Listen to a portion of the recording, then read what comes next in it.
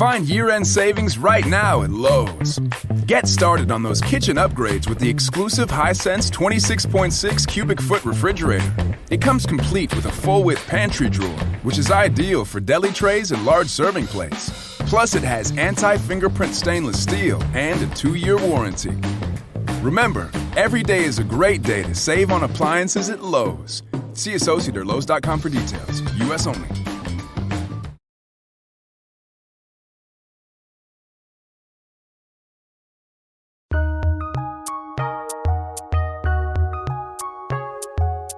Welcome to the Fantasy NBA Today podcast.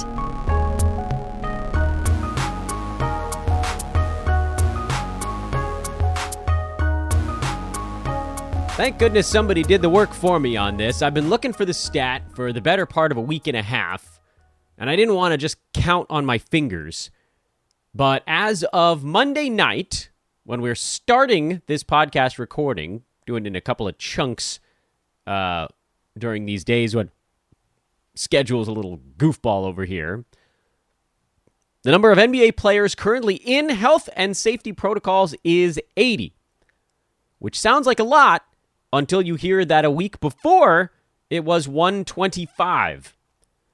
There are officially now more players coming out of protocols than going in. And we talked about this. There's just a tipping point. At a certain point, everyone that is going to be protected has been exposed and didn't get it. Everyone that has been partially protected is getting it and is either asymptomatic or very mild cases, and they're getting back now a little bit quicker because of the adjustments in rules. And then everybody, the unlucky ones that are all vaccinated and still get it at full speed, the handful, they're taking a little longer to get back. But overall, because we've hit this point where basically everyone that, we're really at a point now where pretty much everyone in the NBA has been directly exposed. And so we're kind of seeing these are the folks that are going in and they're starting to come back out now. And so what we talked about last week on the show, which was, listen, I think I said we were 2 weeks away, and I may have overestimated there. We may have been more like 1 week away from the point at which it's now time to start looking for those rest of season value guys that got dropped because of the rampant COVID protocol stuff. Remember some of those names we talked about some 3 weeks ago with Adam King here on the show? He saw Mo Bamba got dropped because of protocols. I saw Patrick Beverley, Jared Vanderbilt got dropped. There were solid rest of season. We're talking, forget Mo Bamba for a minute, because I think that was probably an outlier and didn't happen in all that many leagues. But like Pat Beverley, he got dropped in a bunch of spots. And I'm as guilty of it because you just can't fall that far behind in games played, no matter what format you're talking about. Roto Games Cap, you don't want to fall more than 20, 30 games behind the pack, or you're going to have a lot of trouble catching up, especially with how many players are continuing to miss games. So at some point, you have to part with these guys that are slightly better than fringe producers, but probably the risk you're taking there is that they're not going to get picked up if they get cast to the waiver wire. And now it's the time to start picking them up again. There are still, however, a handful of fairly interesting streamer types, and we'll talk about those as we work our way through the Monday results here on the show. I have a list of about 8 names, and this is something I've tried to start implementing just because there's so much weirdness this season that I can't. In seasons past, I could remember the 2 or 3 things I did in a fantasy league over the course of a traditional week. Now, because there's 3 or 4 things every single day and like 25 things in a week, I've started to write down the list of the players that I search for, basically, in my fantasy leagues on a given day. And I'll get you that list at some point later on in today's podcast. Welcome to the show, everybody. This is Fantasy NBA Today, Tuesday edition, January the 4th, our second show of 2022. I'm your host, Dan Besbris. You can follow me on Twitter at Dan Besbris. I know. Thrilling. What a name to use on social media. DANBESBRIS. This podcast is a hoop ball or was a hoop ball presentation. Now it's a sports ethos presentation. I was bound to do that at some point. I'm going to leave it in. Not going to edit that out. You guys get to see the real Trae at this show. Sportsethos.com is ETHOS. And you can follow the best fantasy news feed on planet Earth at Ethos Fantasy BK on Twitter. Ethos Fantasy BK for basket. Basket BK. It's the best. It's the fastest. It's the most thorough. It's got great analysis from the sharpest minds in fantasy basketball. It's what you want to be following. If you are not following a fantasy news feed of any kind, you're getting lapped by people in your league. Simple as that. So check that one out. Check me out. Do all that traditional stuff we talk about at the front end of the show. The names that I searched for, we'll start the show with that. The names that I searched for, and I'm not going to talk about why necessarily each one, because some of these guys did actually play on Monday night. Some of them did not. The names I searched for yesterday, not to necessarily, I didn't pick all these guys up. This is just what I was looking at. Trae Lyles, Facundo Campazzo, Obi Toppin, Jalen Smith, Danny Green, Furkan Korkmaz, Damian Jones, Maxi Kleber, and Denny Avdia. There's actually 9 names because I had Danny Green and Furkan Korkmaz lumped into one succulent little Sixers bucket. And they are, of course, in reality, 2 separate, distinct people.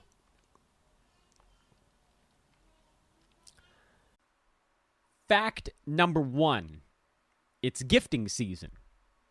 Fact number 2, no one returns alcohol. So this year, get everyone on your list the gift of beer, wine, and spirits delivered with Drizzly in under 60 minutes. 60, you heard that right. Right now, Drizzly is giving every new customer $5 off their first order. Just use promo code FAST5 at checkout. Download the Drizzly app or go to drizzly.com. That's DRIZLY.com. And use the promo code FAST5 for $5 off your first order. It's unbelievable. The convenience of home delivery in under 60 minutes. You get it when you need it. Shop across stores so you can choose from a huge selection. Get exactly what you want. Compare prices between stores to get the best deal that you're looking for. Drizzly is the #1 app for alcohol delivery. Again, download the Drizzly app or go to drizzly.com now and use FAST5 at checkout for $5 off your first order. This is for new customers only. And again, get beer, wine, and spirits to your doorstep in 60 minutes. Find year-end savings right now at Lowe's. Get started on those kitchen upgrades with the exclusive Hisense 26.6 cubic foot refrigerator. It comes complete with a full-width pantry drawer, which is ideal for deli trays and large serving plates. Plus, it has anti-fingerprint stainless steel and a 2-year warranty. Remember, every day is a great day to save on appliances at Lowe's. See associate or Lowe's.com for details. U.S. only. In terms of the guys who played on Monday, which on that list was Lyles, Campazzo, Green, Korkmaz, Kleber, and Avdia. We'll talk about those guys as we work our way through the Monday recap part of the show. The folks on that list that didn't play on Monday, probably I would have searched for the night before, if not for getting back into town from a vacation. But those players are Obi Toppin, who's effectively now filling in at power forward / center at times on the Knicks, for Julius Randle and Mitchell Robinson and Nerlens Noel. I know Taj Gibson's still around, but okay. Jalen Smith filling in at center for the Phoenix Suns. DeAndre Ayton, JaVale McGee still out. They're expected to miss this ball game tonight for Phoenix. Damian Jones, who's been filling in, actually been doing a really nice job for Sacramento, even when Rashawn Holmes was coming back from his eye injury. But now he's the lead dog at that center spot. And frankly, I think he's one of the easier calls on streams this week because big guy stats are so easy to come across. But let's start diving through some of the Monday actual box scores, game results, and I'll offer some thoughts probably on the other 5 guys that I mentioned, in addition to some other guys as well. Washington beat Charlotte 124-121. Bradley Beal finally coming around. Talked about it on yesterday's show. He's worked his way from the 90s up to the 70s yesterday, and then after this ball game, another good one, he is now number 66 on a per-game basis in 9-category leagues.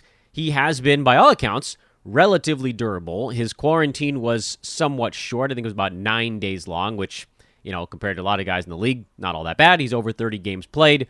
Things are finally trending in the right direction. Even in this game, you could have found a couple of things to scabs to pick at. No steals, but he did hit 3 3-pointers finally, which has been kind of a strange thing for him as well. Just 1.5 threes per game this year. Free throw numbers starting to creep back up a little bit. Kyle Kuzma has had a handful of actually really big ball games in a row. He's pushed himself back up to number 131 in 9-cat, and lately he's actually been hot enough to use. I don't know if this is going to stick. Charlotte, as an opponent, tends to be a good one as fantasy numbers go. And then Daniel Gafford, nice ball game again. He's been sailing quietly under the radar this whole season. He's number 81 in 9-cat leagues, and he's just been hanging out there as a delightful little 7th rounder the whole damn season. Everybody's been annoyed with him, and we've just said, ride with it, because you're getting what you drafted. I'm going to come back to Denny Avdia in a moment because he's the guy I actually want to pause on. But very quickly on the Charlotte side, Mason Plumlee continues to start at center. There really isn't a backup option there. Jalen McDaniels has chewed up some center minutes, but he doesn't belong at that spot. And so Plumlee's been borderline usable while PJ Washington's been out. Not at all someone that you have to throw into your lineup. Otherwise, this was a pretty easy one. LaMelo Ball just had a not as great ball game. He's still having a great season. He's fallen, however, to number 10. And I don't know. I mean, does he go on a spurt here to get back up into the top 7? Honestly, this is just what a long season does. It wears you down a little bit. The best of the best of the best of the best are the guys that can hang out at the top. It's not easy, man. NBA season is rough, and this is only his 2nd year in it. By the way, number 1 player these days, LeBron James, who's remembered how to make free throws. It changed everything. And he's shooting 52% on the year with 3 3-pointers, which is kind of remarkable. He's been amazing. LeBron James right now is probably the pick of the year in fantasy, which seems nuts considering there are some guys that got drafted near 100 that are at like number 30. But LeBron was going in a lot of expert leagues in particular near 30, and he's number 1. Although the fact that he was going near 30 was kind of dumb. Like, that's your bottoming out point for Bron. In any event, that's not what we were talking about here. The point of all this is that LaMelo Ball has peeled off a little bit. You kind of always knew he was going to fall from that number 5, number 6 spot.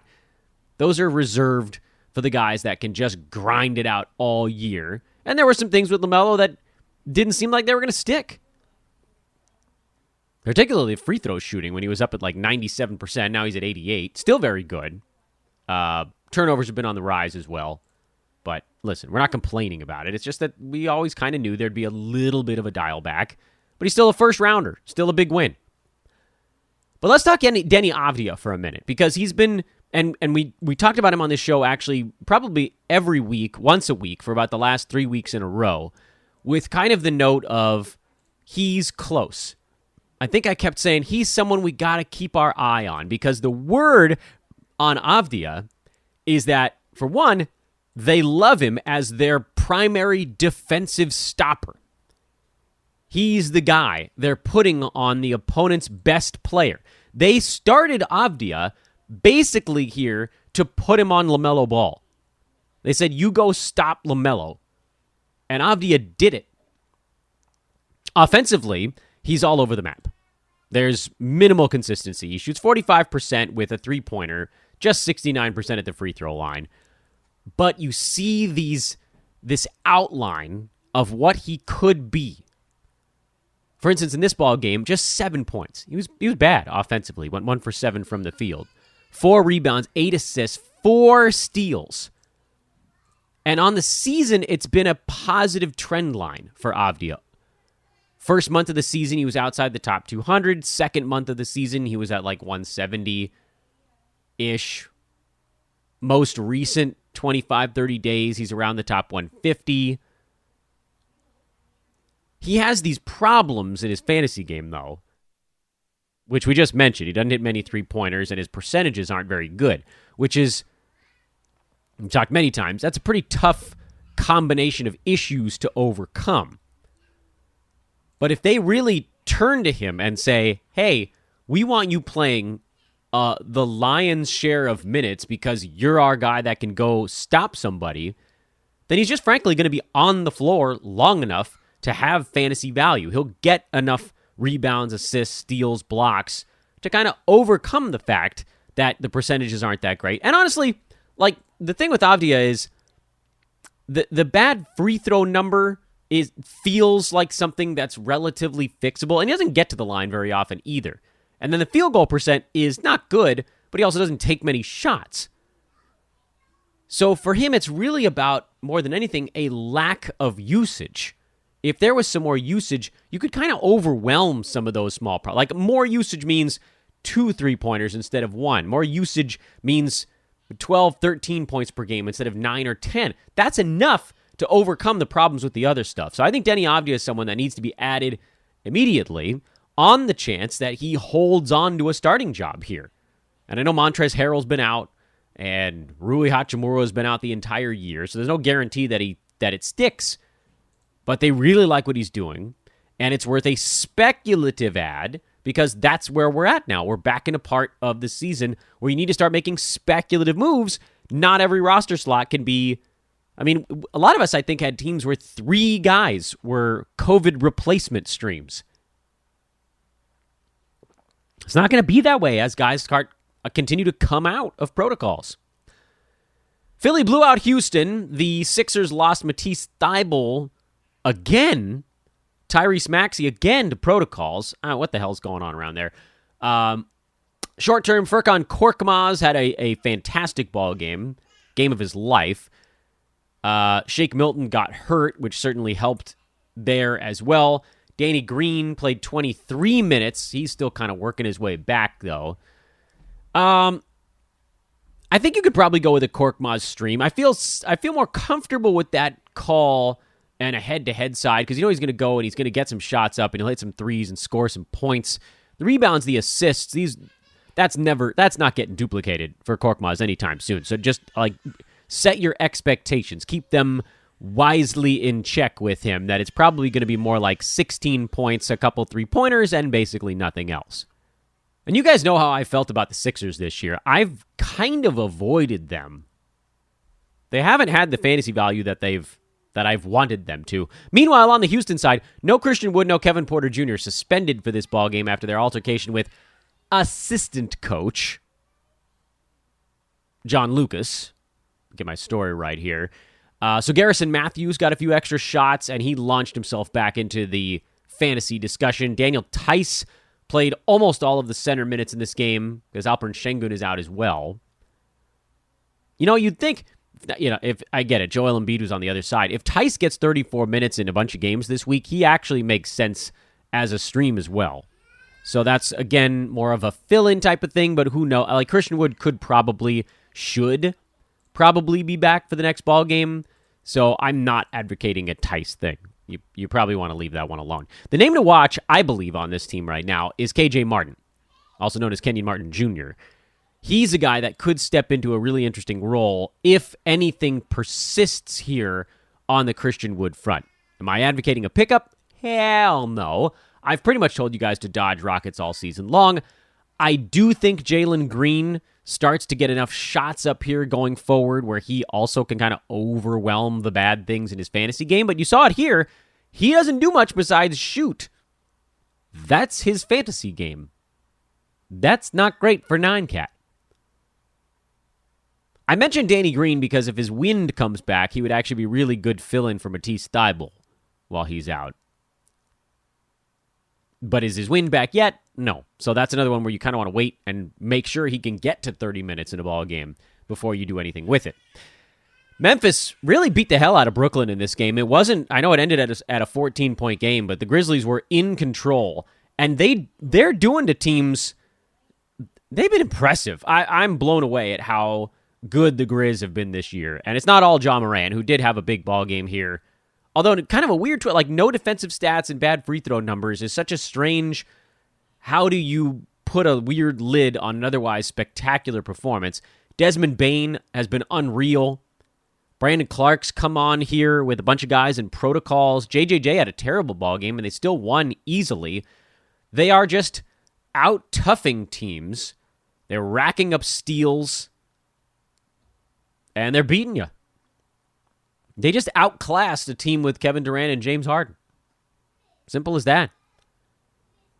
On that Brooklyn side, LaMarcus Aldridge dealing with a foot thing, so Nick Claxton is someone you need to be streaming right now. Otherwise, I think you leave this team alone. Patty Mills is no longer going to have the usage to matter with KD and Harden both healthy. Bruce Brown had a big one off the bench, but that's an almost impossible thing to replicate when you're guaranteed but 23 bench minutes as a wildly undersized forward. So Harden, KD, Nick Claxton right now, LaMarcus when he comes back. I do like Claxton, by the way, as someone to hang on to sort of medium term, because it seemed like they were willing to potentially use him and Aldridge side by side against particular lineups, which of course does throw a bit of a wrinkle into the Roto Games Cap way of playing basketball, but someone that you probably should be sitting on at this point. Utah beat New Orleans 115-104. I traded for Rudy Gobert in a league. Somehow I didn't end up with him almost anywhere, and I think it's because I ended up with a pick at the end of the first round in almost every single draft. So what was I going to do? Take him at like 14? No, there were still guys on the board I wanted more. The Rudy Gobert discussion and how I kind of became the Rudy Gobert guy this year among fantasy analysts was simply that once you got to about pick 19, it was a bunch of guys that I think we all felt should be going at 29. So I was like, all right, over the next 10 picks, we're going to have to take someone we believe should be going a little bit later. Which one is it going to be? And the case for Rudy Gobert continued to be, hey, this is a guy who's been exceptionally durable the last couple of seasons after, he's alternating between full and half years for a few seasons in there. You know exactly what you're going to get. He's going to be a top 24 per game guy. And with durability, he's going to smoke everybody in front of him and, work an extra round up the board because of it. And that's exactly what he's done so far. Yes, if you took him instead of LaMelo Ball, you're behind in that particular case, at least on a per-game basis. I think Rudy might even be in front of LaMelo by totals now. Yeah, he is, because of those extra games he's been able to play in. And I feel really good about it. I traded away Freddie VanVleet, who's been better by a substantial amount on a per-game basis than Gobert. I needed big man stats. I don't know. I have a soft spot for Rudy Gobert, and I think it's because everybody seems to hate him and gravitate to players like that. Why do you think I have Pat Beverly on every one of my damn teams? Pretty good performance from New Orleans to kind of hang in there in this one against a much better opponent. JV came back, so that's good news. Josh Hart is in a brutal free throw shooting slump, but who cares? Ingram's back. He was awful, but you can start him anyway. And Herb Jones saved this one with 5 defensive stats. But this is what we talked about in yesterday's show. Once this team gets healthy, there just aren't enough shots. He happened to make half of his and get 3 free throws, but you can't count on 5 defensive stats every game. And it's the same story for Devontae Graham. He's not going to get enough to do with everybody back now, minus Zion, of course. Also, same problem. Detroit beat Milwaukee. Who the hell saw this one coming? On the road. I didn't. Cade Cunningham came back. Trey Lyles came back. Killian Hayes is back for Detroit. Luka Garza is to the bench for Detroit, and Sadiq Bey is on a furious tear after getting off to one of the worst starts in fantasy. He is no longer the worst field goal percent guy in the NBA. In fact, it's not really all that close for good old Sadiq Bey. He's dug himself out of the cellar. He's number 121 overall this year on a per-game basis, and he's very much been a startable asset once everybody started going down for this team. You can probably keep rolling with him until Jeremy Grant comes back. I don't think Isaiah Stewart is going to put that much of a dent into what he's been doing lately. It's possible he just kind of cools off in there. But Cade is a start. Bey is a start. Lyles is a start until Stewart comes back. Diallo, you've already seen this is what happens. He was a go when everyone was out. 11, 9, and 5 is fine, but no threes, bad percentages.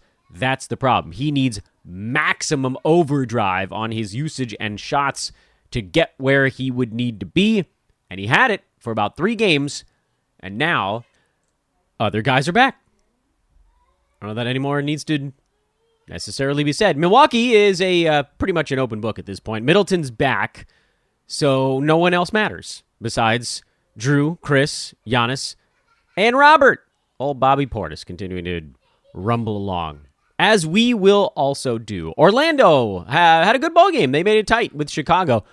Couldn't quite overcome the Bulls. 102-98, the final score there. Franz Wagner, Gary Harris continues to play good basketball. He's a must-start player. Has been top 50 over the last 2 weeks. We've seen his role does decrease when Cole Anthony gets back, but Anthony's still out with that ankle thing, so you can keep trotting Harris out there. And I don't think I would make him a preemptive drop either.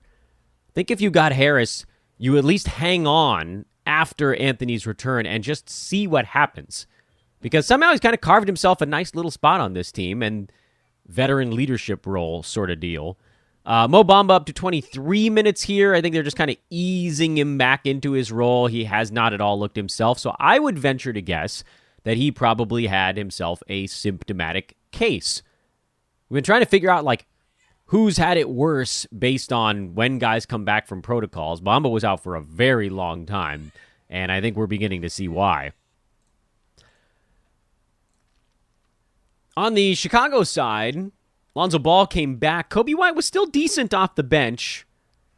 I have no idea how he possibly keeps that up. He went 7 for 11 with a couple of 3 balls. No way he shoots that well every ball game. And if he's only getting 11 shots, yes, 35 minutes, but Vooch, Levine, DeMar, Lonzo, all these guys are ahead of him in the pecking order. It's just too hard to put up fantasy value when you're 5th in line to score the basketball and you're not a distributor, really, at least not with these other guys on the floor. So you can probably leave him alone. If you wanted to trot him out there in a positive scheduling spot, be my guest, but I ain't spending a Roto Games cap on him, that's for damn sure. Denver's having a lot of trouble scoring points these days, which I think we probably all figured would happen eventually. They've just been so hammered by injuries. I know, real ones. It's almost unfathomable in the NBA these days. Jokic continues to be good. Campazzo has been generally startable with no Monte Morris. This ball game wasn't as good for him, but if he makes his free throws, it's actually not that bad of a performance. And Will Barton, who had been playing better, had a clunker here, but I think you can probably continue to use him as well. Over on that Dallas side, good to see Luka have himself a decent ball game. 15 assists you like, the 4 steals you like, but the percentage is not good. And, I mean, that's the problem with Luka, is that things are always going to look shinier than they actually are.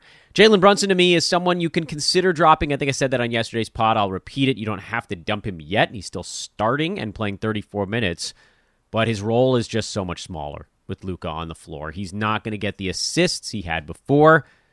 And therein lies most of his value, because generally he doesn't hit threes or get steals. He happened to get them in this ball game, and that floated the line. But if things trend back the way they usually do for him, and you're talking about 13, 14 points and not many assists, that's not going to get it done. Not in 9-cat.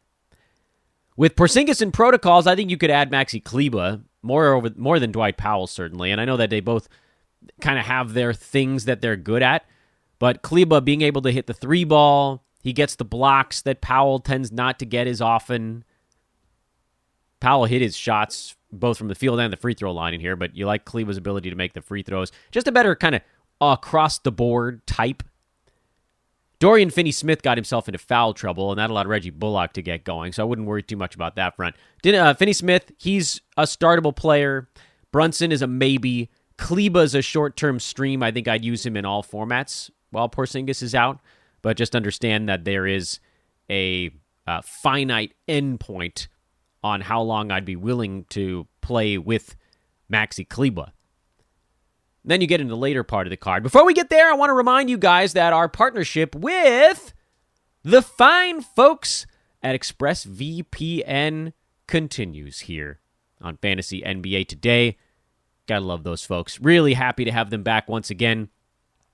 And what I told you about yesterday is what I want to tell you guys about again today. If you're browsing in incognito mode, you're not actually invisible. ExpressVPN, which, listen, I know for fantasy fans, for basketball fans, the first thing you guys always ask me about ExpressVPN is how does it work with League Pass? And it's beautiful. You can be anywhere you want using a VPN. You can make servers believe that you're somewhere else. You can watch whatever team you want to using a VPN. It's very easy. You just change where your location is. You want to be in Mumbai? Go for it. You want to be in Los Angeles? Go for it. Either way, it's going to allow you to view teams that are, I don't want to say skirt blackout restrictions because you're paying for this stuff. You should get what you pay for. But in addition, ExpressVPN wants to make sure you guys know your internet service provider, Google, the big boats out there of the data collection world are watching everything you do. And the way to keep them from doing it is not to browse in incognito mode because that's garbage. It's to turn on a VPN. Turn on ExpressVPN. Protect your identity. Protect your browsing data. Don't be a stat. Don't be something that's bought and sold by large companies to marketing agencies. Don't be that. So if you really want to go incognito, for real, protect your privacy and secure yourself with the #1 rated VPN.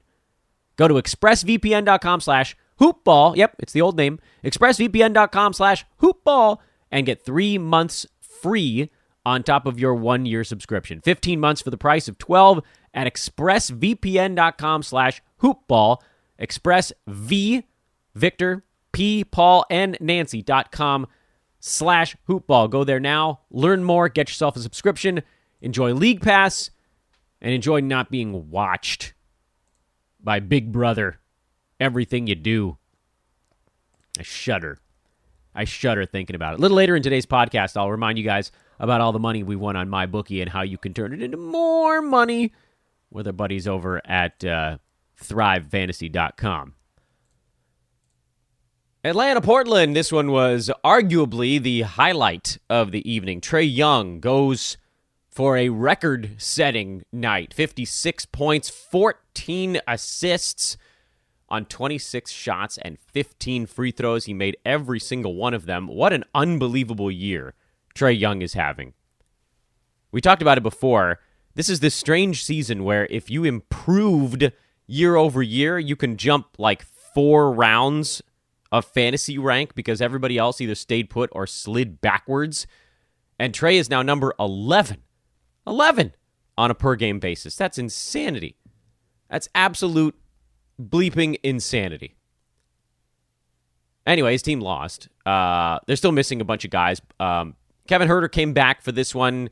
He's probably streamable until Cam Reddish, who's dealing with ankle, and Bogdan Bogdanovic, who's in protocols, come back.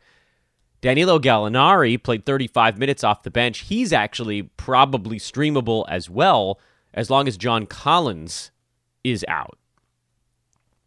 I think I'd probably lean Gallinari if someone was like, hey, which between these two guys would you rather do? Which is weird because Herter's the one starting. It's just that Gallo historically has been the better per-minute fantasy producer between those two guys. I know he had a bad shooting game, but, I mean, give me the rest of their lines other than the shooting line, and Gallo's was the far superior one yesterday.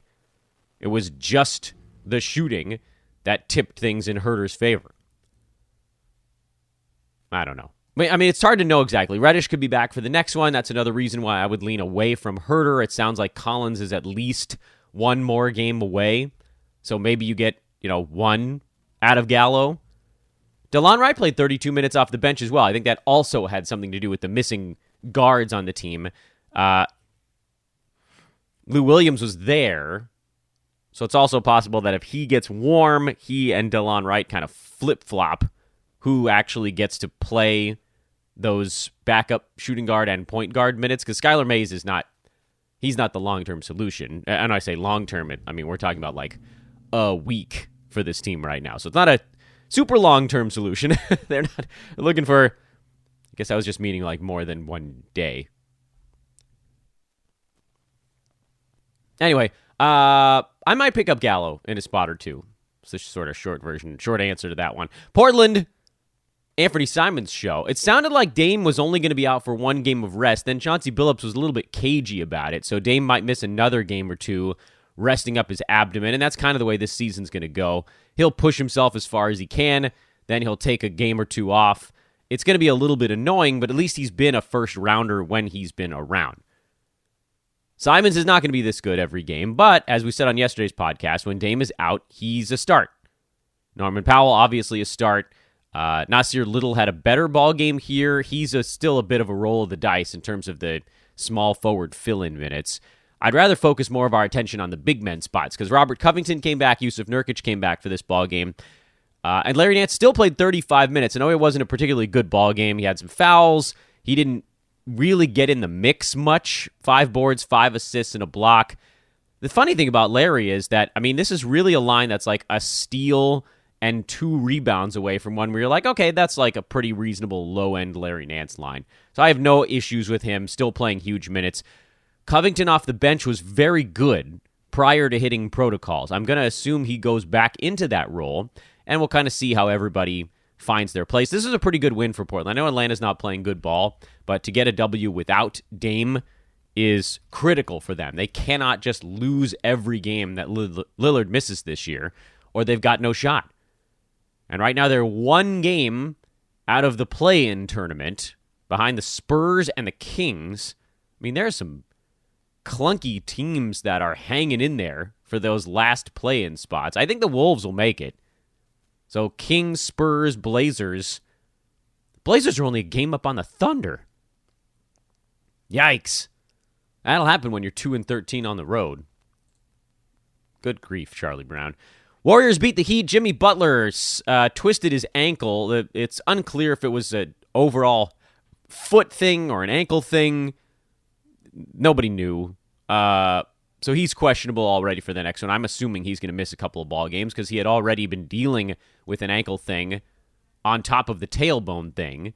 And the Jimmy Butler experience continues, unfortunately. He got off to maybe as great a start this season as we could have ever imagined. And now he's only played in 23 ball games. Just a devastating shot to the gut from someone who we were able to get mid-second round, posting early first-round per-game production, and just cannot stay healthy. And I know that's kind of his MO, but usually it's like, missed 2-3 games here. He's basically just missed the month of December.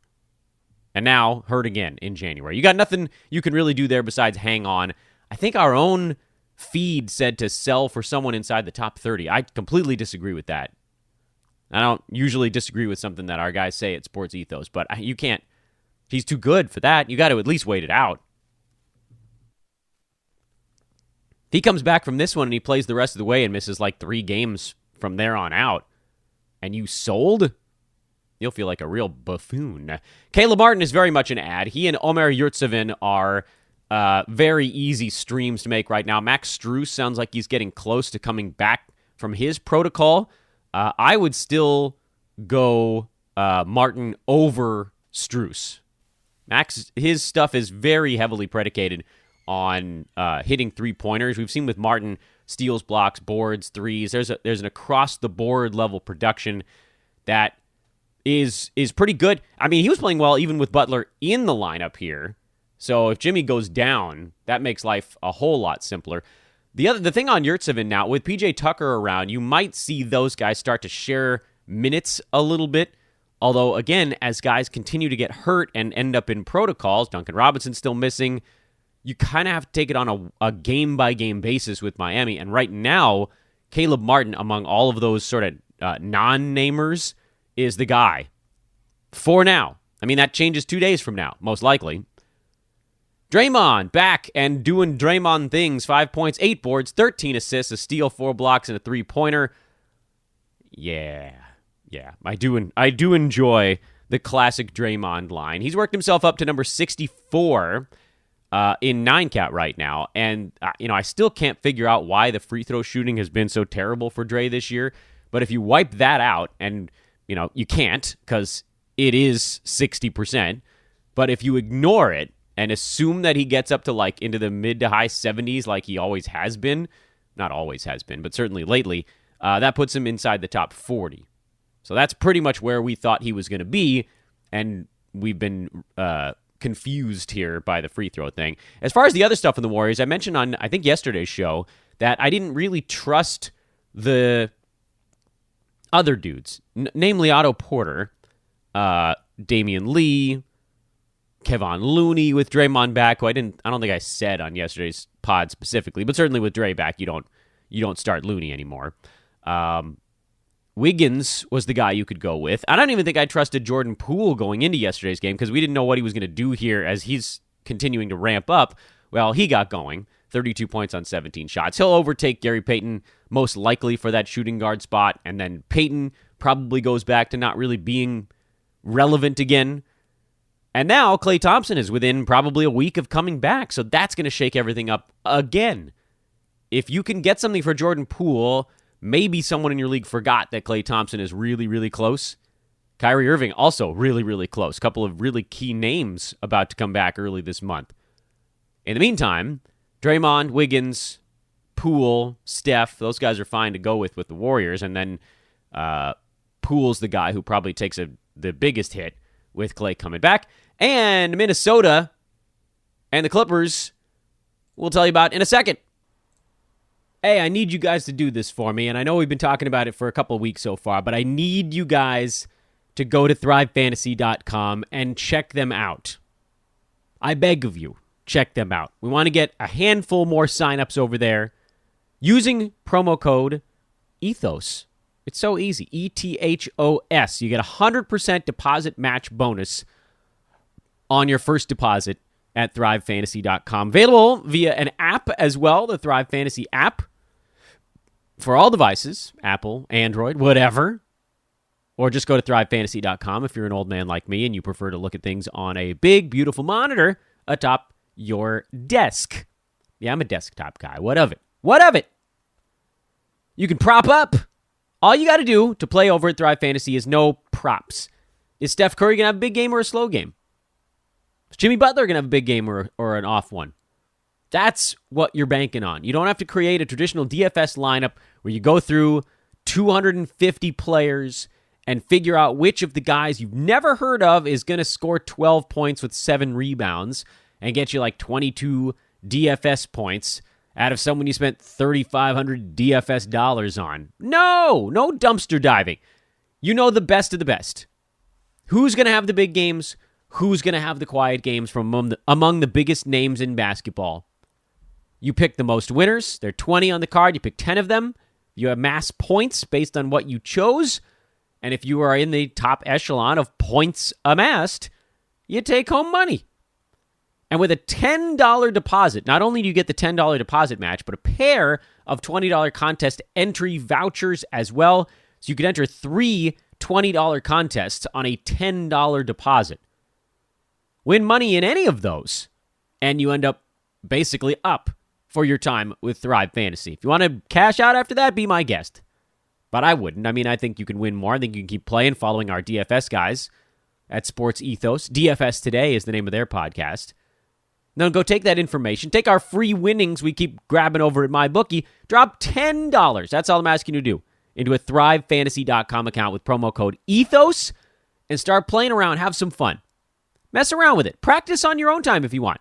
Look at the 20 props they put out there, write them down on a piece of paper, and guess at home. See how you would have done if you don't want to, drop $20 into the first contest you do.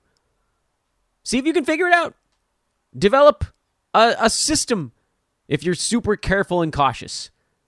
But at least give it a look. Again, the promo code is ETHOS, 100% deposit match bonus, up to $100, and contest entry vouchers on top of that. Hell of a deal with our buddies over there.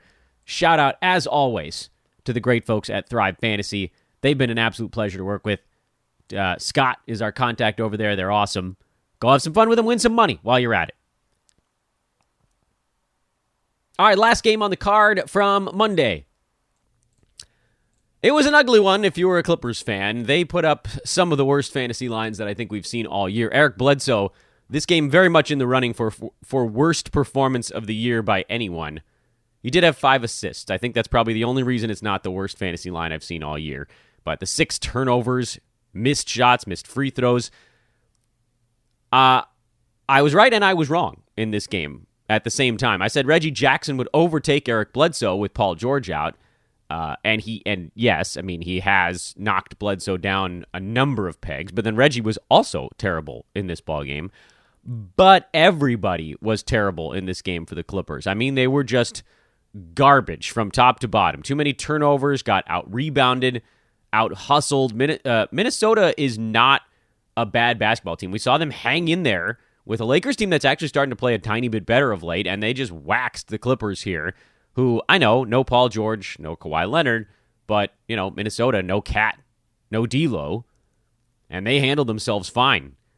There's a bit of a blowout minutes thing going on. If you're analyzing the Minnesota side, Patrick Beverley, all systems go. Naz Reid is a go until Cat comes back. Vanderbilt's a go rest of season.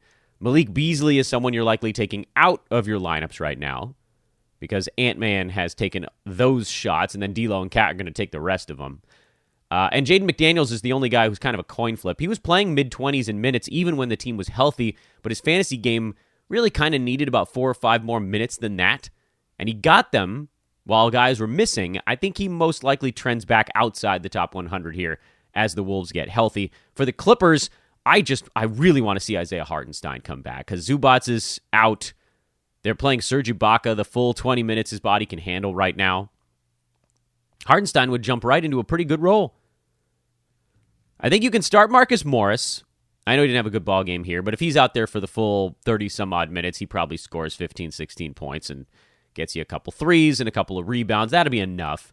I think you could start Reggie Jackson most games. I know he was awful in this one as well. Pat Beverley put the clamps on him. Still has it a little bit, Pat Bev. But Reggie's going to get most of the shots with PG out. And then, no, you're not starting Serge Ibaka. I know he had 17 points, but he's not going to hit. He's not going to bat 1,000 on shots every ball game. You're not worried about Xavier Moon and 26 minutes off the bench. Just ignore a lot of that stuff. Go Reggie Jackson, go Marcus Morris, and when Hartenstein or Zubats comes back, whoever comes back first, I would say, is a guy you can drop right into your lineup, and you're good to go. And that's your Tuesday show. Again, scheduling-wise, things are a little bit weird for me this week. Show's coming out a little earlier, but not as much strategy discussion, a little more focus on box score stuff. That might be the full week. I don't know. Some of you probably like it. Others of you are probably like, come on, Dan, let's get into the weeds a little bit more. And you know what? We will. Don't worry. When the situation arises. But for now, this is what you got. You're stuck with it. It's Fantasy NBA Today. Sports Ethos presentation. I'm Dan Vespers. Thank you once again to all of you guys, the listeners, for rating and reviewing the pod. Thank you for checking out our partners. And again, please, please, please do go drop in on thrivefantasy.com. That's the one we really want to butter those breads. That's a gross butchering of that expression. Butter that bread. Thrivefantasy.com, promo code ETHOS. Manscaped.com, promo code is ETHOS20. MyBookie, promo code is HoopBall. And ExpressVPN, it's a link, expressvpn.com/hoopball. Those are the 4 partners we've got going here on Fantasy NBA Today right now. I am on Twitter at Dan Vespers. Sports Ethos is on Twitter at EthosFantasyBK. Have a great Tuesday. Break down the short card tomorrow, Wednesday. Maybe we'll get into a little bit of the strategy stuff on tomorrow's show. That, timing-wise, feels like the right fit. So long, everybody.